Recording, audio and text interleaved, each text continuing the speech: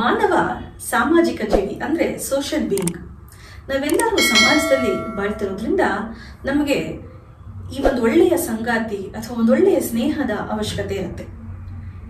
ಈ ಒಂದು ಸಂಗಾತಿ ಅಥವಾ ಈ ಒಂದು ಸ್ನೇಹದಲ್ಲಿ ನಮ್ಗೆ ಏನೇ ಆದರೂ ಅದು ಒಂದು ದುಃಖದ ಸಂಗತಿ ಇರ್ಬೋದು, ಒಂದು ಸಂತೋಷದ ಸಂಗತಿ ಇರ್ಬೋದು, ಅಥವಾ ಒಂದು ಗೊಂದಲ ಇರ್ಬೋದು, ಏನೇ ಏರಿಳಿತಗಳು ನಮ್ಮ ಜೀವನದಲ್ಲಾದ್ರೂ ಫಸ್ಟ್ ಹೋಗಿ ಆ ವ್ಯಕ್ತಿಗೆ ನಾವೆಲ್ಲ ಹೇಳ್ಕೋಬೇಕು.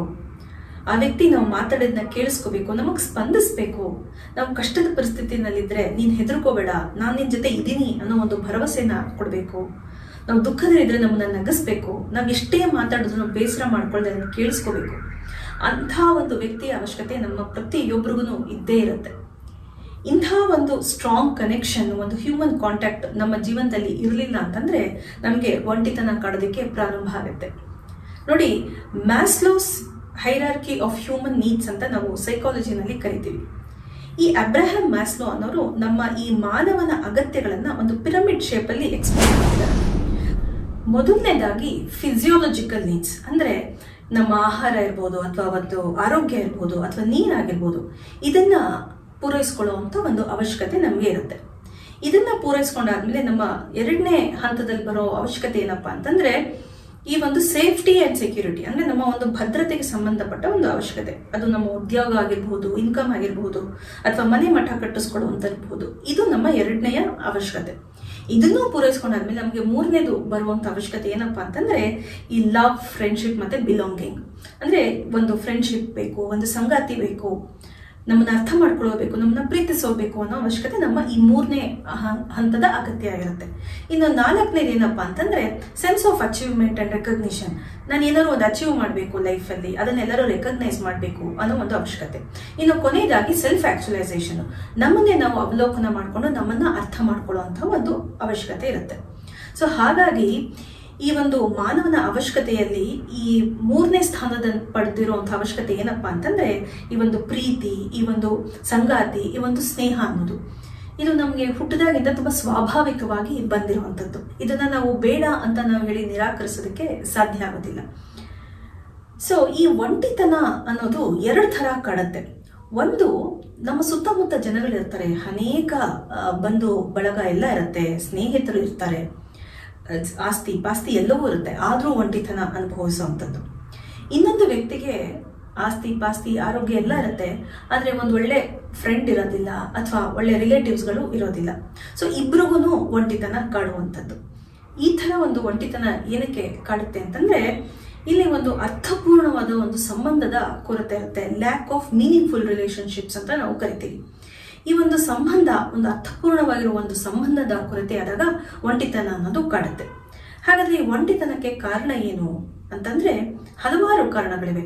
ಅದರಲ್ಲಿ ಮುಖ್ಯವಾದ ಕಾರಣಗಳೇನು ಅಂತಂದ್ರೆ ಮೊದಲನೇದಾಗಿ ನಮ್ಮ ಬಗ್ಗೆ ಒಂದು ಕೀಳರಿಮೆ ಇರಬಹುದು. ಅಂದ್ರೆ ನಾನು ನೋಡಕ್ ಚೆನ್ನಾಗಿಲ್ಲ, ನಾನು ಸ್ಮಾರ್ಟ್ ಇಲ್ಲ, ನನ್ನ ಹತ್ರ ದುಡ್ಡಿಲ್ಲ, ನಾನು ಬೋರಿಂಗು, ಇಂಥ ಒಂದು ಕೀಳು ಅರಿಮೆ ಇದ್ದಾಗ ಏನಾಗುತ್ತೆ, ನಾವು ಜನಗಳಿಂದ ದೂರ ಇರೋದಕ್ಕೆ ಪ್ರಯತ್ನ ಪಡ್ತೀವಿ, ಬೆರೆಯೋದಿಲ್ಲ. ಇದು ಒಂದು ಕಾರಣ ಆಗಿರ್ಬೋದು ಒಂಟಿತನಕ್ಕೆ. ಇಲ್ಲ ಅಂತಂದ್ರೆ ನಾವು ತುಂಬಾ ಅಗ್ರೆಸಿವ್ ಆಗಿರ್ಬೋದು, ವೈಲೆಂಟ್ ಆಗಿರ್ಬೋದು, ತುಂಬಾ ಕಂಟ್ರೋಲಿಂಗ್ ಮಾಡೋ ತರ ಇರ್ಬೋದು, ನಾನು ಹೇಳಿದ್ದೇ ಆಗ್ಬೇಕು, ನಾನೇ ಸರಿ ಅನ್ನೋ ಒಂದು ಸ್ವಭಾವ ನಮ್ಗಿರ್ಬೋದು. ಈ ಒಂದು ಕಾರಣದಿಂದನೂ ಒಂಟಿತನನ ನಾವು ಅನುಭವಿಸಬಹುದು. ಯಾಕಂತಂದ್ರೆ ಜನಗಳು ನಮ್ಮಿಂದ ದೂರ ಹೋಗ್ತಾರೆ. ಇನ್ನು ಮೂರನೇದು ಏನಪ್ಪಾ ಅಂತಂದ್ರೆ ಒಂದು ಖಿನ್ನತೆ ಇರ್ಬೋದು. ಸೊ ಈ ಮೆಂಟಲ್ ಹೆಲ್ತ್ ಇಲ್ನೆಸ್ ಅಂತ ಏನ್ ಹೇಳ್ತೀವಿ, ಈ ಒಂದು ಡಿಪ್ರೆಷನ್ ಅಂತ ಏನ್ ಹೇಳ್ತೀವಿ, ಈ ಡಿಪ್ರೆಷನ್ ಇದ್ದಾಗೂ ಕೂಡ ಈ ಒಂಟಿತನ ಅನ್ನೋದು ನಮ್ಗೆ ಕಾಡುತ್ತೆ. ಒಂಟಿತನದಿಂದನೂ ಡಿಪ್ರೆಷನ್ ಬರುತ್ತೆ, ಡಿಪ್ರೆಷನ್ ಇಂದನೂ ಒಂಟಿತನ ಅನ್ನೋದು ಬರುತ್ತೆ. ಸೊ ಈ ಒಂದು ಒಂಟಿತನದಿಂದ ನಾವು ಹೇಗೆ ಹೊರಗೆ ಬರಬೇಕು, ಈ ಒಂಟಿತನನ ಹೇಗೆ ನಿಭಾಯಿಸಬೇಕು ಅನ್ನೋದನ್ನ ನಾನು ನಿಮ್ಗೆ ಇವತ್ತು ತಿಳಿಸ್ಕೊಡ್ತೀನಿ. ಮೊದಲನೇದಾಗಿ ಪಾಸಿಟಿವ್ ಮೈಂಡ್ ಸೆಟ್. ಅಂದ್ರೆ ಈ ಒಂಟಿತನದಲ್ಲಿರೋರಿಗೆ ತುಂಬಾನೇ ನೆಗೆಟಿವ್ ಥಾಟ್ಸ್ ಬರ್ತಾ ಇರುತ್ತೆ. ಅವ್ರು ಯಾವಾಗಲೂ ನೆಗೆಟಿವ್ ಆಗಿ ಯೋಚನೆ ಮಾಡ್ತಿರ್ತಾರೆ. ಏನಂದ್ರೆ ನನ್ನನ್ನು ಯಾರು ಇಷ್ಟಪಡೋದಿಲ್ಲ, ನನ್ನನ್ನೆಲ್ಲರೂ ವಿರೋಧಿಸ್ತಾರೆ, ನನ್ನನ್ನ ನಿರ್ಲಕ್ಷ್ಯ ಮಾಡ್ತಾರೆ, ನನ್ನನ್ನು ಯಾರು ಪ್ರೀತಿಸೋರಿಲ್ಲ, ನನ್ನನ್ನ ರಿಜೆಕ್ಟ್ ಮಾಡ್ತಾರೆ ಅಂತ ಹೇಳಿ ನೆಗೆಟಿವ್ ಆಗಿ ಯೋಚನೆ ಮಾಡ್ತಿರ್ತಾರೆ ಬೇರೆಯವ್ರ ಬಗ್ಗೆ. ಈ ಒಂದು ನೆಗೆಟಿವ್ ಮೈಂಡ್ ಸೆಟ್ ಇಂದ ಹೊರಗೆ ಬರೋದಕ್ಕೆ ಫಸ್ಟ್ ಪ್ರಯತ್ನ ಪಡಬೇಕು. ಇಲ್ಲ, ನಾ ಅನ್ಕೊಂಡಂಗೆ ಜನಗಳು ಕೆಟ್ಟವರಲ್ಲ, ನನ್ನನ್ನು ಎಲ್ಲರೂ ಹೇಟ್ ಮಾಡಲ್ಲ, ಅಥವಾ ಇಗ್ನೋರ್ ಮಾಡೋದಿಲ್ಲ, ಅಥವಾ ರಿಜೆಕ್ಟ್ ಮಾಡೋದಿಲ್ಲ, ನನ್ನನ್ನು ಇಷ್ಟಪಡೋರು ಇದ್ದಾರೆ, ಯಾಕಂದ್ರೆ ನನ್ನಲ್ಲಿ ಆ ಒಂದು ಯೋಗ್ಯತೆ ಇದೆ ಅನ್ನೋ ಒಂದು ಕಾನ್ಫಿಡೆನ್ಸ್ ನಮ್ಮಲ್ಲಿ ನಾವು ಫಸ್ಟ್ ಬೆಳೆಸ್ಕೋಬೇಕು. ನಾನು ಪ್ರೀತಿಸೋದಕ್ಕೆ ಅರ್ಹಳು ಅಥವಾ ಅರ್ಹನು. ಸೊ ಹಾಗಾಗಿ ನನ್ನನ್ನು ಪ್ರೀತಿಸೋರು ಇದ್ದಾರೆ, ನನ್ನನ್ನು ಗೌರವಿಸೋರು ಇದ್ದಾರೆ, ನನ್ನನ್ನು ಇಷ್ಟಪಡೋರು ಇದ್ದಾರೆ ಅನ್ನೋ ಒಂದು ಪಾಸಿಟಿವ್ ಮೈಂಡ್ಸೆಟ್ ಅನ್ನ ನಾವು ಬೆಳೆಸ್ಕೋಬೇಕು. ಹಾಗೇನೆ we must accept others as they are. ಅಂದ್ರೆ ನಮ್ಮ ಸುತ್ತಮುತ್ತ ಜನಗಳು ಏನಿದ್ದಾರೆ ಅವ್ರನ್ನ ಹೇಗಿದಾರೋ ಹಾಗೆ ಅಕ್ಸೆಪ್ಟ್ ಮಾಡ್ಕೊಳ್ಳೋದಕ್ಕೆ ಪ್ರಯತ್ನ ಪಡಬೇಕು. ಅವ್ರನ್ನ ತುಂಬಾನೇ ಕ್ರಿಟಿಸೈಸ್ ಮಾಡೋದು, ಜಡ್ಜ್ ಮಾಡೋದು, ಅವ್ರನ್ನ ಕಂಟ್ರೋಲ್ ಮಾಡೋದು ಅಥವಾ ಅವ್ರನ್ನ ಚೇಂಜ್ ಮಾಡೋದಕ್ಕೆ ಟ್ರೈ ಮಾಡಿದಾಗ ಏನಾಗುತ್ತೆ, ಅವರು ನಮ್ಮಿಂದ ದೂರ ಹೋಗ್ತಾರೆ. ಆಗ ಸಹಿತ ನಾವು ಒಂಟಿತನವನ್ನು ಅನುಭವಿಸೋ ಒಂದು ಸಾಧ್ಯತೆ ಇರುತ್ತೆ. ಸೊ ಈ ಒಂದು ಕಾರಣಕ್ಕೆ ನಾವು ಒಂದು ಪಾಸಿಟಿವ್ ಮೈಂಡ್ ಸೆಟ್ ಅನ್ನ ಬೇರೆಯವ್ರ ಬಗ್ಗೆ ಬೆಳೆಸ್ಕೋಬೇಕು. ಹಾಗೆ ಬೇರೆಯವರು ಹೇಗಿದಾರೋ ಹಾಗೆ ಅಕ್ಸೆಪ್ಟ್ ಮಾಡೋದನ್ನ ಕಲಿತಾಗ ಸಂಬಂಧಗಳು ಸುಧಾರಿಸುತ್ತೆ. ಇನ್ನು ಎರಡನೇದು ಏನಪ್ಪಾ ಅಂತಂದ್ರೆ, ಈ ಒಂದು ಸಂಬಂಧಗಳು ಒಂದು ಒಳ್ಳೆ ಸಂಗಾತಿ ಅಥವಾ ಒಂದು ಒಳ್ಳೆ ಸ್ನೇಹನ ಹುಡುಕುವಾಗ ನಾವು ಒಂದಿಷ್ಟು ವಿಷಯಗಳನ್ನ ಗಮನದಲ್ಲಿ ಇಟ್ಕೊಂಡಿರ್ಬೇಕು. ಏನಪ್ಪಾ ಅಂತಂದ್ರೆ, ನಾನು ಇಷ್ಟಪಡುವಂತಹ ವ್ಯಕ್ತಿ, ನನ್ನ ಒಂದು ಸ್ನೇಹದಲ್ಲಿ ಆ ವ್ಯಕ್ತಿ ನನ್ನನ್ನು ಗೌರವಿಸಬೇಕು, ಜೊತೆಗೆ ನಾನು ಮಾತಾಡೋದನ್ನ ಚೆನ್ನಾಗಿ ಕೇಳಿಸ್ಕೋಬೇಕು, ನನ್ನನ್ನು ಜಡ್ಜ್ ಮಾಡಬಾರ್ದು ಅಥವಾ ನನ್ನನ್ನು ಅತಿಯಾಗಿ ಕ್ರಿಟಿಸೈಸ್ ಮಾಡಬಾರ್ದು, ನನಗೆ ಒಂದು ಒಳ್ಳೆ ಎಮೋಷನಲ್ ಸಪೋರ್ಟ್ ಸಿಗುವಂತ ಒಂದು ವ್ಯಕ್ತಿಯಾಗಿರ್ಬೇಕು. ಈ ಒಂದು ವಿಷಯಗಳನ್ನ ಗಮನದಲ್ಲಿ ಇಟ್ಕೊಂಡು ನಾವು ಒಂದು ಆ ಸ್ನೇಹವನ್ನ ಹುಡುಕ್ಬೇಕು. ಇನ್ನು ಆಲ್ರೆಡಿ ಏನು ನಮ್ಮ ಹತ್ರ ಸಂಬಂಧಗಳಿರುತ್ತೆ ಅದನ್ನು ಗಟ್ಟಿ ಮಾಡ್ಕೊಳ್ಳೋದನ್ನ ನಾವು ಮರಿಬಾರದು. ಒಂದು ಸುತ್ತಮುತ್ತ ಒಂದು 2-3 ಸಂಬಂಧಗಳೇನಿರುತ್ತೆ ಅದಕ್ಕೂ ನಾವು ಅಷ್ಟೇ ಗಮನ ಹರಿಸ್ಬೇಕು. ಅಲ್ಲಿ ನಾವು ಪ್ರೀತಿಯನ್ನ ಕೊಡಬೇಕು, ಸಮಯವನ್ನ ಕೊಡಬೇಕು, ಸಮಯವನ್ನ ತೋರಿಸ್ಬೇಕು. ಆಗ ಇರೋ ಸಂಬಂಧಗಳು ಗಟ್ಟಿಯಾಗತ್ತೆ ಮತ್ತೆ ಹೊಸ ಸಂಬಂಧಗಳು ನಮಗೆ ಸಿಗತ್ತೆ. ಸೊ ಇವೆರಡು ಮನಸ್ಸಿಗೆ ಸಂಬಂಧಪಟ್ಟಿರುವಂತಹ ಒಂದು ವಿಷಯಗಳು. ಇನ್ನು ಮೂರನೇದು ಏನಪ್ಪಾ ಅಂತಂದ್ರೆ, ನಮ್ಮ ಈ ಲೈಫ್ ಸ್ಟೈಲ್ ಅಂದ್ರೆ ನಮ್ಮ ಒಂದು ಜೀವನ ಶೈಲಿಗೆ ಸಂಬಂಧಪಟ್ಟಿರುವಂಥದ್ದು. ಇದು ಏನಪ್ಪಾ ಅಂತಂದ್ರೆ ಹವ್ಯಾಸಗಳು, ಹಾಬೀಸ್. ಈ ಹವ್ಯಾಸಗಳೇ ನಮ್ಗೊಂದು ಒಳ್ಳೆ ಸಂಗಾತಿ ಆಗ್ಬಹುದು. ಸೊ ನಾವು ಈ ಹವ್ಯಾಸಗಳನ್ನ ಬೆಳೆಸ್ಕೊಳ್ಳೋದನ್ನ ಮರಿಬಾರ್ದು. ಅದು ಎಂಥ ಹವ್ಯಾಸ ಆಗಿದ್ರು ಪರವಾಗಿಲ್ಲ, ಅದಕ್ಕೆ ನಾವು ಒಂದಿಷ್ಟು ಟೈಮನ್ನ ಕೊಟ್ಟು ಅದನ್ನ ಬೆಳೆಸ್ಕೋಬೇಕು. ಈ ಹವ್ಯಾಸಗಳು ಬೆಳೆಸ್ಕೊಳ್ಳೋದ್ರಿಂದ ಏನಾಗುತ್ತೆ ಅಂದ್ರೆ ಒಂದು ಸೆಲ್ಫ್ ಗ್ರೋತ್ ಆಗುತ್ತೆ, ಒಂದು ಬೆಳವಣಿಗೆ ಆಗುತ್ತೆ, ಜೊತೆಗೆ ಒಂದು ಒಳ್ಳೆ ಸೆಲ್ಫ್ ಎಂಗೇಜ್ಮೆಂಟ್ ಆಗುತ್ತೆ. ನಮಗೆ ಒಂಟಿತನ ಕಾಡ್ತಾ ಇದೆ, ನನಗೆ ನೆಗೆಟಿವ್ ಥಾಟ್ಸ್ ಬರ್ತಾ ಇದೆ, ನನಗೆ ಯಾರು ಇಲ್ಲ ಅನ್ನೋ ಒಂದು ಆಲೋಚನೆಗಳು ಈ ಹವ್ಯಾಸಗಳು ಬರಕ್ ಬಿಡೋದಿಲ್ಲ. ಜೊತೆಗೆ ನಮಗೆ ಒಂದು ಸಂತೋಷ, ಒಂದು ನೆಮ್ಮದಿ ಕೂಡ ಈ ಹವ್ಯಾಸಗಳು ಕೊಡುತ್ತೆ. ಹಾಗಾಗಿ ಈ ಹವ್ಯಾಸಗಳನ್ನ ನಾವು ಬೆಳೆಸ್ಕೊಂಡು ನಮ್ಮ ಈ ಒಂಟಿತನದಿಂದ ಹೊರಗೆ ಬರೋದನ್ನು ನಾವು ಮಾಡಬಹುದು ಅಥವಾ ಈ ಒಂಟಿತನವನ್ನ ಚೆನ್ನಾಗಿ ನಿಭಾಯಿಸಲೂಬಹುದು. ಇನ್ನು 4ನೇದು ಏನಪ್ಪಾ ಅಂತಂದ್ರೆ, ನಗಬೇಕು. ನಾವು ಈ ಒಂದು ಒಂಟಿತನದಿಂದ ಏನಾಗಿರ್ತೀವಿ ಅಂತಂದ್ರೆ ತುಂಬಾನೇ ಸೀರಿಯಸ್ ಆಗಿರೋದಕ್ಕೆ ಪ್ರಯತ್ನ ಪಡ್ತೀವಿ ಅಥವಾ ಸಹಜವಾಗಿ ಸೀರಿಯಸ್ ಆಗಿ ಇರ್ತೀವಿ. ಸೊ ಇದರಿಂದ ನಾವು ಹೊರಗೆ ಬರೋದಕ್ಕೆ ಪ್ರಯತ್ನ ಪಡಬೇಕು.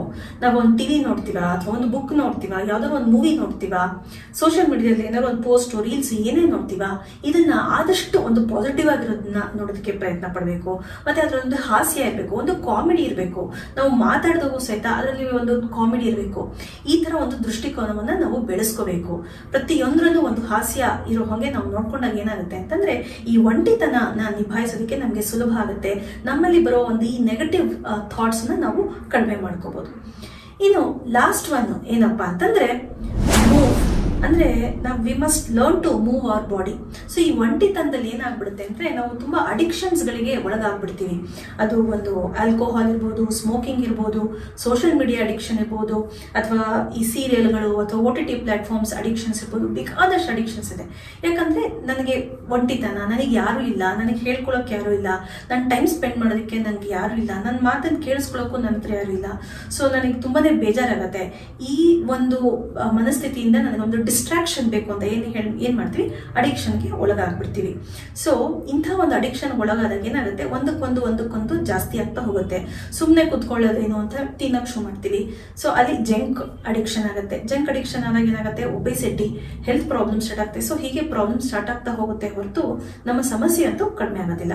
ಸೊ ಇದನ್ನ ನಾವು ಗಮನದಲ್ಲಿ ಇಟ್ಕೊಂಡು ಆದಷ್ಟು ನಾವು ಫಿಸಿಕಲಿ ಆಕ್ಟಿವ್ ಆಗಿರೋದಕ್ಕೆ ಪ್ರಯತ್ನಿಸಬೇಕು. ಬೆಳಿಗ್ಗೆ ಒಂದಿಷ್ಟು ಮಾಡಿದ್ರೆ ಇಡೀ ದಿವಸ ಕುತ್ಕೊಂಡು ನಾನು ರೆಸ್ಟ್ ತಗೊಳ್ತೀನಿ, ಟಿವಿ ನೋಡ್ತೀನಿ, ತಿಂತೀನಿ ಅಂತಲ್ಲ. ಬೆಳಗ್ಗೆ ಒಂದಿಷ್ಟು, ಸಾಯಂಕಾಲ ಒಂದಿಷ್ಟು, ರಾತ್ರಿ ಒಂದಿಷ್ಟು ಫಿಸಿಕಲ್ ಆಕ್ಟಿವಿಟಿಗಳನ್ನ ಹಾಕೋಬೇಕು. ನೋಡಿದ್ರ, ಈ ಒಂದು 5 ಅಂಶಗಳನ್ನ ನಾವು ಪಾಲಿಸಿದ್ರೆ ಖಂಡಿತವಾಗ್ಲೂ ಒಂಟಿತನದಿಂದ ನಾವು ಹೊರಗೆ ಬರ್ಬೋದು, ಒಂಟಿತನವನ್ನ ಚೆನ್ನಾಗಿ ನಿಭಾಯಿಸಬಹುದು. ಹಾಗೇನೆ ಈ ಒಂದು ಲೋನ್ಲಿನೆಸ್ ಅಥವಾ ಒಂಟಿತನ ಅಂತ ಏನ್ ಹೇಳ್ತೀವಿ, ಇದರಲ್ಲಿ ಇದ್ದಾಗ ನಾವು ಒಂದು ಕಂಫರ್ಟ್ ಝೋನ್ ಅನ್ನ ಕ್ರಿಯೇಟ್ ಮಾಡ್ಕೊಂಡ್ಬಿಟ್ಟಿರ್ತೀವಿ. ಈ ಕಂಫರ್ಟ್ ಝೋನ್ ಇಂದ ಹೊರಗೆ ಬರೋದಕ್ಕೆ ನಾವು ಪ್ರಯತ್ನ ಪಡಬೇಕು. ಇದು ಹೇಗೆ ಸಾಧ್ಯ ಅಂತಂದ್ರೆ, ನಮ್ಮ ಸುತ್ತಮುತ್ತ ಇರೋ ಕಮ್ಯುನಿಟಿನಲ್ಲಿ ವಾಲಂಟರಿ ಆರ್ಗನೈಸೇಷನ್ಸ್ ಇರುತ್ತೆ, ಗ್ರೂಪ್ಸ್ ಇರುತ್ತೆ, ಅದನ್ನ ನಾವು ಜಾಯಿನ್ ಮಾಡಬೇಕು. ಆ ಜಾಯಿನ್ ಆದಾಗ ಏನಾಗುತ್ತೆ ಅಂತಂದ್ರೆ ಅಲ್ಲಿ ನಮಗೆ ಸೋಷಿಯಲ್ ನೆಟ್ವರ್ಕಿಂಗ್ ಆಗುತ್ತೆ, ಬೇರೆ ಜನಗಳನ್ನ ಮೀಟ್ ಮಾಡ್ಬೋದು, ಅಲ್ಲಿ ಒಂದಿಷ್ಟು ಸ್ನೇಹ ನಮಗೆ ಸಿಗುತ್ತೆ, ಜೊತೆಗೆ ಬೇರೆಯವ್ರಿಗೆ ಹೆಲ್ಪ್ ಮಾಡೋ ಒಂದು ಅವಕಾಶ ಸಿಗುತ್ತೆ. ಆ ಬೇರೆಯವ್ರಿಗೆ ಹೆಲ್ಪ್ ಮಾಡಿದಾಗ ನಮಗೆ ಒಂದು ತೃಪ್ತಿ, ಒಂದು ಸಂತೋಷನೂ ಸಿಗುತ್ತೆ, ಮತ್ತೆ ಒಂದು ಒಳ್ಳೆ ಪ್ರೊಡಕ್ಟಿವಿಟಿನೂ ಇರುತ್ತೆ. ಸೊ ಈ ಕಾರಣಕ್ಕೆ ನಮ್ಮ ಕಂಫರ್ಟ್ ಝೋನ್ ಇಂದ ಹೊರಗೆ ಬಂದು ಏನಾದ್ರು ಒಂದು ಸರ್ವಿಸ್ ಅನ್ನ ಕೊಡೋದಕ್ಕೆ ನಾವು ಪ್ರಯತ್ನ ಪಡಬೇಕು. ಹೀಗೆ ಒಂದಿಷ್ಟು ಮಾನಸಿಕ ಬದಲಾವಣೆಗಳು ಹಾಗೂ ಮತ್ತು ನಮ್ಮ ಜೀವನ ಶೈಲಿಯಲ್ಲಿ, ಲೈಫ್ ಸ್ಟೈಲ್ ಅಲ್ಲಿ ಚೇಂಜಸ್ ಅನ್ನ ಮಾಡ್ಕೊಂಡಾಗ ಖಂಡಿತವಾಗ್ಲೂ ಈ ಒಂದು ಒಂಟಿತನ ಅಂತ ಏನ್ ಹೇಳ್ತೀವಿ, ಈ ಒಂದು ಸ್ಲೋ ಪಾಯ್ಸನ್ ಇಂದ ನಾವು ಮುಕ್ತರಾಗಬಹುದು, ಮತ್ತೆ ಖುಷಿಯಾಗಿರ್ಬೋದು, ಸಂತೋಷವಾಗಿರ್ಬೋದು, ನೆಮ್ಮದಿಯಾಗಿರ್ಬೋದು, ಹಾಗೆಯೇ ನಮ್ಮ ಆರೋಗ್ಯವನ್ನು ನಾವು ಸುಧಾರಿಸ್ಕೋಬಹುದು ಅಂತ ಹೇಳ್ತಾ ಇವತ್ತಿನ ಈ ಸಂಚಿಕೆಯನ್ನ ಮುಗಿಸ್ತಾ ಇದ್ದೀನಿ. ಧನ್ಯವಾದಗಳು.